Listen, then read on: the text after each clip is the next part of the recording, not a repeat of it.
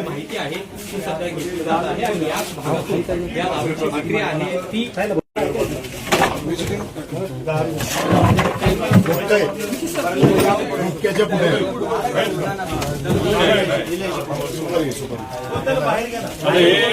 माझं असं मत आहे, मला कार्यकर्त्यांना विनंती आहे की 15-18 लोकांचा याच्यामध्ये मृत्यू झालेला आहे आणि असं एखादी ठिकाण दारू विकली जाते तर मला असं वाटतं की हे आपण उद्ध्वस्त करायला आपली जबाबदारीने उद्ध्वस्त करून टाकावं.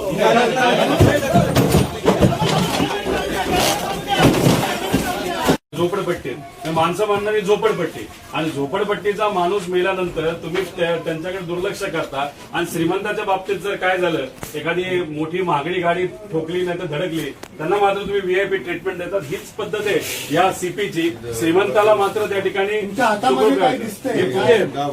याच्यामध्ये दारू विकली जाते आणि अशा पद्धतीने 20 रुपयाला एक फुगा दिला जातो आणि ह्याच्यातच दारू पिल्यामुळे हे लोक मृत्युमुखी पडलेले आहेत. आणि हे उरळी कांचन आणि काळे पडळ याच्या डोंगरामधून हे भरलं जातं. सप्लायर एकच आहे हे पोलिसांना माहिती आहे. एक्साईजची कारवाई केली असं आम्हाला कळालं पण पोलिसांकडनं या बाबतीत काय केलं जाईल मला माहित नाही. काही दिवस ही चर्चा राहील आणि नंतर ही विरून जाईल पण उद्या जाऊन अजून लोक मेले एकतर हे मेले त्यांना मदत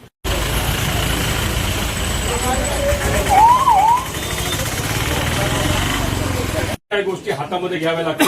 कार्यकर्त्यांनी इथलं जे दुकान आहे ते बऱ्यापैकी तोडण्याचा प्रयत्न तिथं केला पण इथं तिथं दारू विकली जाते अजूनपर्यंत पोलीस आलेलं नाही. आणि याच्या आधी जेव्हा केव्हा पोलीस आलेले लोकांचं मत आहे की इथं येऊन फक्त पोलिसांनी पैसे घेतलेले आहेत कारवाई केलेली नाही.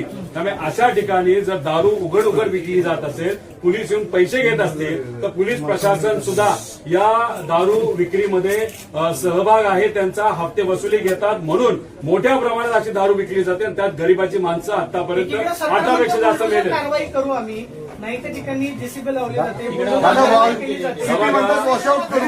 गरीबांच्या झोपड्यावरती बुलडोजर चालला मुंबईच्या गरीबनगरमध्ये पण इथं मात्र दिसत नाही ती कारवाई. काय झालंय आता मोठे मोठे नेते की जे म्हणणारे हिंदूवर अन्याय होतो एकतर भाजपच्या काळामध्येच मोठ्या प्रमाणात दुर्दैवाने हिंदूंवर अत्याचार होते असं आपल्याला म्हणावं लागेल. आता इथं जे दारू पिऊन मेलेत त्यात हिंदू नाहीत का? दारू विकणारे जे कोण आहेत ते कोण आहेत हे तुम्ही शोधा. बुलडोजर तुम्ही फक्त धर्म बघून तिथं चालवता मग जिथं अशा चुकीच्या गोष्टी होतात ज्याच्या सगळ्या गोष्टी केल्यामुळे गरिबाचा तिथं मृत्यू होतो त्यात हिंदू समाजाचे सुद्धा असतात तेव्हा हे सरकार कुठे गेले? हे चुरू पोपट्यासारखे बोलणारे बिळात जाऊन लपणारे बाहेरून आता बोलावं काय इथं काय सामान्य व्यक्ती मेले नाहीत का?